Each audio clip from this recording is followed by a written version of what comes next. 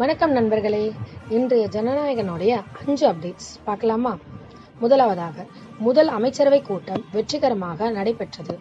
முதலமைச்சர் விஜயண்ணா தலைமையில புதிய அரசின் முதல் அமைச்சரவை கூட்டம் இன்று தலைமைச் செயலகத்தில் நடைபெற்றது. மக்கள் நலத்திட்டங்கள் மற்றும் தேர்தல் வாக்குறுதிகள் குறித்து முக்கிய ஆலோசனைகள் நடைபெற்றதாக தகவல் வெளியாகியுள்ளன. இரண்டாவதாக, 436 மக்கள் நலத்திட்டங்களுக்கு முன்னுரிமை. அரசின் செயல் திட்டங்களின் 436 முக்கிய வாக்குறுதிகள் மற்றும் திட்டங்கள் குறித்து அமைச்சரவை விவாதித்ததாக செய்திகள் தெரிவிக்கின்றன. இது தேர்தல் வாக்குறுதிகளை விரைவாக நிறைவேற்றும் முயற்சியாக பார்க்கப்படுகிறது.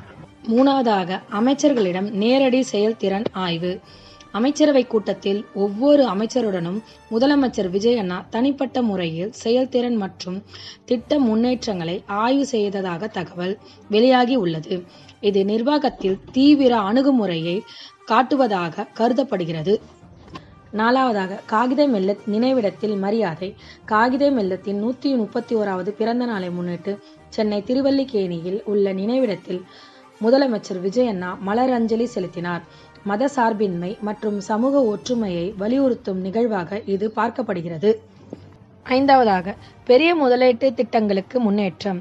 தமிழ் மாநாட்டில் ஆயிரக்கணக்கான வேலைவாய்ப்புகள் உருவாகும் வகையில் பல பெரிய முதலீட்டு திட்டங்கள் குறித்து அரசு முன்னேற்ற நடவடிக்கைகளை மேற்கொண்டு வருவதாக செய்திகள் வெளியாகி உள்ளன.